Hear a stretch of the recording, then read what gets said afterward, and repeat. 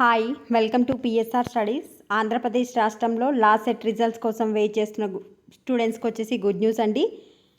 10 minutes back మనకు AP last set 2026 results అయితే release అయ్యాయి. వితిన్ 1 minute రిజల్ట్స్ని, ర్యాంక్ కార్డ్ని ఏ విధంగా డౌన్లోడ్ చేసుకోవాలనేది ఈ వీడియోలో చూపిస్తాను.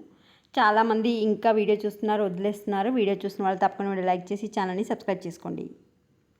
AP last set official website మీకు తెలిసే ఉంటుంది. తెలియని వాళ్ళ కోసం నేను లింక్ కామెంట్ సెక్షన్లో పిన్ చేస్తాను. నేను లింక్ ఇస్తాను కదా, లింక్ పైన క్లిక్ చేయగానే మీరు అఫీషియల్ వెబ్సైట్కి వచ్చేస్తారు. ఇక్కడ రిజల్ట్స్, డౌన్లోడ్ ర్యాంక్ కార్డ్ అని కనిపిస్తుంది. రిజల్ట్స్ మీద క్లిక్ చేసి మీ registration number, last set hall ticket number enter చేసి వ్యూ రిజల్ట్స్ అని చెప్పండి.